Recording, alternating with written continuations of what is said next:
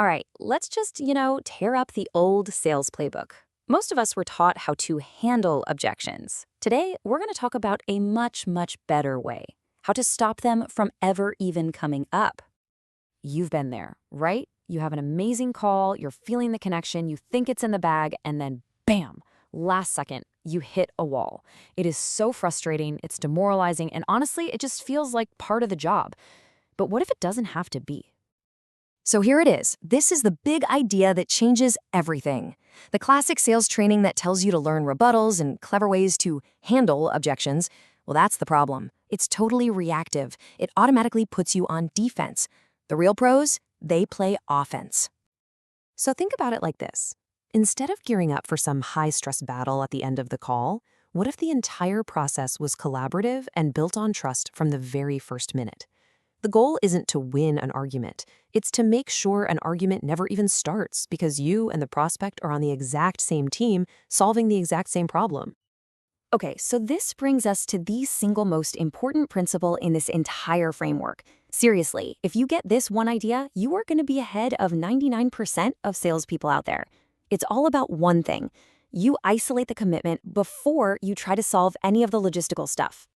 And to do that, you have to understand this crucial difference, the difference between a prospect being sold versus a deal being closed. Getting someone sold is all about their internal belief. It's that feeling in their gut that says, yes, I 100% want this. Closing is just, the paperwork, the logistics of payment. Most salespeople smash these two together, and that is exactly where it all goes wrong.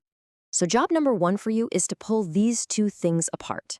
Before you ever talk about payment plans or when they can start or if they need to check with their partner, you have to get a rock-solid, undeniable confirmation that they are 100% sold on the solution itself. And this right here is how you do it. This is the tie-down question. It is your most powerful tool. You are literally taking all those other issues, money, time, other people, and you're just gently setting them on a shelf for a second. All you want to find out is one thing. Are they personally absolutely committed to the solution? Now, when you ask that question, you're basically going to get one of three responses. A crystal clear yes means you've got buy-in. You're good to go. A no is also great news. It saves everybody a bunch of time. But the one you have to listen for, the most important one, is that wishy-washy answer. The I think so, or that hesitant pause. That, my friends, is a no in disguise, and it means there's a hidden doubt you have to dig up right now. Okay, so we've got the core principle down. Now let's put it into practice. Let's build a toolkit to proactively take apart the two biggest, most common objections before they even get a chance to blow up your deal. So the framework is like this simple two-step dance. First, you use what's called a threat removal phrase, something like no problem or that totally makes sense. Now, you're not agreeing with them, you are just acknowledging what they said. This is so powerful because it lowers their defenses and builds trust. Then, you immediately pivot to the isolation question, pushing the logistics aside to confirm their personal certainty. And once you get that verbal confirmation, yes, money aside, I am 100% in on this, the entire energy of the call changes.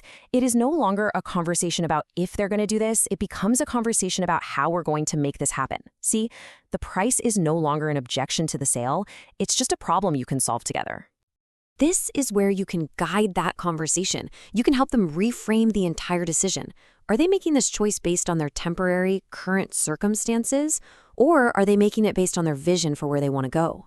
When you focus on the outcome, that price tag stops being a cost and starts being a necessary investment in their future. Now for the big one. I need to talk to my spouse. Let's just be really, really clear about this. 9 times out of 10, this has nothing to do with getting permission. It is a smokescreen.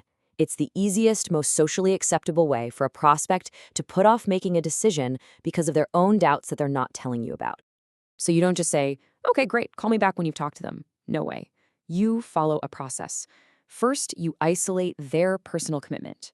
Then you use a hypothetical question to make sure there aren't any other objections hiding behind this one. After that, you dig into what their partner's concerns might be. And finally, you actually coach them on how to have that conversation successfully. You're setting them up to win, not sending them into an ambush. All of this, it leads to a huge shift in mindset. And not just for the person you're talking to, but for you. It's about completely changing the role you play in the conversation. I want you to start thinking of yourself as a doctor. Your job isn't to sell anything. It's to listen carefully, diagnose the real problem, and then, using your expertise, prescribe the absolute best solution. The sale, that's just the natural result of giving an accurate prescription. And when you adopt this collaborative frame, man, everything just clicks. That weird adversarial energy just vanishes. You're not some salesperson pushing a product anymore. You're an expert advisor, and you and the prospect are on a joint mission to solve their problem. This builds such an incredible amount of trust and makes the whole thing feel helpful instead of pushy. So let's bring it all home. By focusing on preventing objections instead of just reacting to them, we've completely flipped the script. We've moved from playing defense to playing offense. If you remember one thing, let it be this. An objection that pops up at the very end of the call is not an obstacle you need to overcome. It is a signal. It's a symptom that you missed something important earlier in the conversation. It's an unaddressed uncertainty that your process failed to bring to light. And here is the final, most powerful reframe. When you really get this mindset, you start to see that their biggest stated problem, I don't have the money, is actually the number one reason they need your solution, which is going to help them make more money. Their objection literally becomes their motivation. So really, the choice is yours. You can keep fighting the same old battles at the end of every call, hoping for a different result. Or you can start building a process that makes those battles totally unnecessary.